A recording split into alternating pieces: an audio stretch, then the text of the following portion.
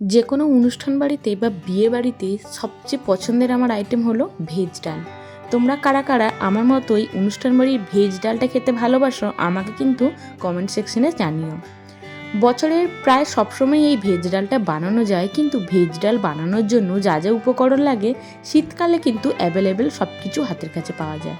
তাই শীত এখনও যেতে কিছুদিন বাকি আছে, তাই আজকে বানিয়ে ফেললাম অনুষ্ঠান বাড়ির মতো করে ভেজ ডাল। আমি কিভাবে বানাই সেই রেসিপিটা শেয়ার করছি। প্রথমে মুগের ডাল শুকনো কড়াইয়ের মধ্যে একটু নাড়াচাড়া করে ভেজে নিলাম। যখন ডাল থেকে সুন্দর একটা গন্ধ বেরোবে ডালটা নামিয়ে নেব। তারপর কড়াইয়ের মধ্যে 3 চামচ সাদা তেল গরম করে কাজু আর কিশমিশটা ভেজে তুলে নিলাম। তারপর যে তেলটা আছে এই তেলের মধ্যেই আমি সবজিগুলো ভেজে নেব। আমার হাতের কাছে যা যা সবজি ছিল আমি তাই দিয়েছি। আমি দিয়েছি ক্যাপসিকাম, বিনস, মটরশুঁটি, ফুলকপি আর গাজর। তোমরা যদি চাও আরও কিছু সবজি এখানে অ্যাড করতে পারো। সব কিছু সবজি এবার সাদা তেলে আমরা ভেজে নেব নাড়াচাড়া করে। প্রথমে কিছুক্ষণ নাড়াচাড়া করে ভেজে নেওয়ার পর হাফ চামচ দিয়ে দিলাম নুন দিয়ে দিলে সবজিগুলো তাড়াতাড়ি সেদ্ধ হয়ে যাবে।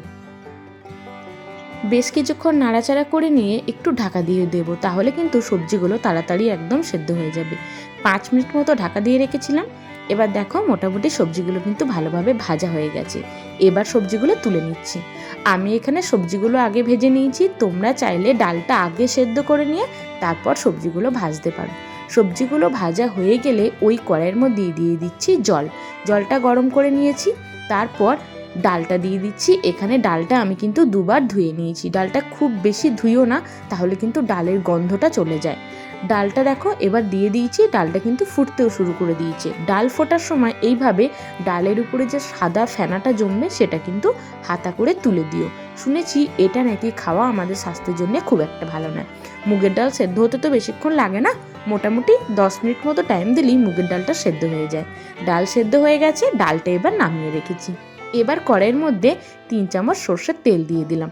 তেলটা ভালো করে গরম করে নিয়ে 2টো শুকনো লঙ্কা, একটা তেজপাতা আর হাফ চামচ গোটা জিরে ফোড়ন দিয়ে দিয়েছি। খুব ভালো করে ফোড়নটা যখন ভাজা ভাজা হয়ে যাবে, আমি এখানে গ্রেট করে রাখা আদা বা বাটা আদাও তোমরা এখানে ব্যবহার করতে পারো। 1 ইঞ্চি মতো গ্রেট করে রাখা আদা এখানে দিয়ে দিলাম। তারপর দিলাম টমেটো। আদা টমেটো সব কিছু ফোড়নের সঙ্গে ভালো করে আমরা নাড়াচাড়া করে ভেজে নিচ্ছি। অল্প একটু নুন দিয়ে দিলাম যাতে টমেটোটা খুব ভালো করে গলে যায়। নুন দেওয়ার পর একে একে শুকনো মশলাগুলো এবার দিয়ে দিচ্ছি। হলুদ গুঁড়ো, কাশ্মীরি লঙ্কার গুঁড়ো, অল্প একটু জিরে গুঁড়ো দিয়ে দিয়েছি। এবার খুব ভালো করে সব কিছু নাড়াচাড়া করে মশলাগুলো একসাথে কষিয়ে নেব। মশলাগুলো নাড়াচাড়া করে কিছুক্ষণ কষিয়ে নেওয়ার পর এর মধ্যে সবজিগুলোও দিয়ে দেবো। সবজিগুলো দিলে কি হবে, সবজিগুলো মশলার সাথে একটু আরও ভালোভাবে কষা কষা হয়ে যাবে, তাহলে ডালটা আরও ভালো খেতে লাগবে। দেখো এবার খুব ভালো করে সবজিগুলো দিয়ে আমরা কষিয়ে নিচ্ছি। কিছুক্ষণ নাড়াচাড়া করে ভালো করে কষিয়ে নেওয়ার পর সেদ্ধ করে রাখা মুগের ডালটা এবার ঢেলে দিচ্ছি। ডালটা মোটামুটি আমি 80% সেদ্ধ করে নিয়েছিলাম। এবার সবজির সঙ্গে আরও কিছুক্ষণ ফুটিয়ে নেব, তাহলেই ডালটা পুরোপুরি সেদ্ধ হয়ে যাবে। দেখো ডালটা ঢেলে দিয়েছি, এবার ডালটা ফুটতে শুরু করবে। এবারে আমি ভেজে রাখা কাজু আর কিশমিশটাও দিয়ে দিচ্ছি। কিশমিশের একটা আলাদা মিষ্টতা আছে, তাই চিনির পরিমাণটা তোমরা এখানে বুঝিয়ে দিও। খুব ভালো করে সব কিছু একবার মিশিয়ে দিলাম। এবার ডালটা ফোটার জন্য অপেক্ষা করব। ডালটা মোটামুটি একটু বেশিক্ষণ টাইম নিয়ে ফোটাতে হবে। আমি যখনই ডাল বানাই, ডাল ফোড়ন দেওয়ার পর কিন্তু ডালটা একটু বেশিক্ষণ ফুটিয়ে নিই, যাতে ফোড়নের সব কিছু ফ্লেভার ডালের মধ্যে চলে আসে। পরিমাণ মতো চিনি দিয়ে দিলাম আর দিয়ে দিচ্ছি একটা ভাজা মশলা। এটার মধ্যে জিরে, শুকনো লঙ্কা, তেজপাতা একসাথে ভেজে গুঁড়ো করা ছিল। সবশেষে দিয়ে দিলাম অল্প একটু ধনেপাতা আর দিলাম 2টো চেরা কাঁচা লঙ্কা। খুব ভালো করে ফুটিয়ে আমরা এরমভাবে ডালটাকে একটু ভালো করে মিশিয়ে দিচ্ছি। সব শেষে নামাবার আগে হাফ চামচ ঘি তো অ্যাড করতেই হবে। ভেজ ডালে ঘিটা দিলে কিন্তু স্বাদটাও ভালো লাগে আর টেস্টটাও ফ্লেভারটাও খুব সুন্দর আসে। দেখো এবার দিয়ে দিচ্ছি হাফ চামচ ঘি দিয়েও আরও ভালো করে কিছুক্ষণ কিন্তু ফুটিয়ে নেবো, যাতে ঘিয়ের ফ্লেভারটা পুরোটা ডালের মধ্যে চলে আসে।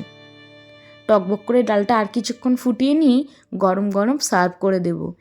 এই যে কোনো নিরামিষ দিনে ডালটা বানাতে পারো। এই ডালের সঙ্গে পাঁপড় ভাজা হলে আর কিন্তু দুপুরে লাঞ্চের পাতে কিছুই লাগবে না। আর দুটো গরম গরম বেগুনি থাকলে তো একদম জমে যাবে। আমাদের ভেজ ডাল একদম রেডি হয়ে গেছে। দেখতেই পাচ্ছ কত সুন্দর দেখতে লাগছে। যতটা দেখতে ভালো হয়েছে খেতে কিন্তু ততটাই টেস্টি হয়। তোমরা কারা কারা ভেজ ডালটা বাড়িতে বানাও আর কিভাবে বানাও, কারা কারা ভেজ ডালটা খেতে পছন্দ করো আমাকে কিন্তু অবশ্যই জানিও। তাহলে আজ আসি, সবাই খুব ভালো থেকো।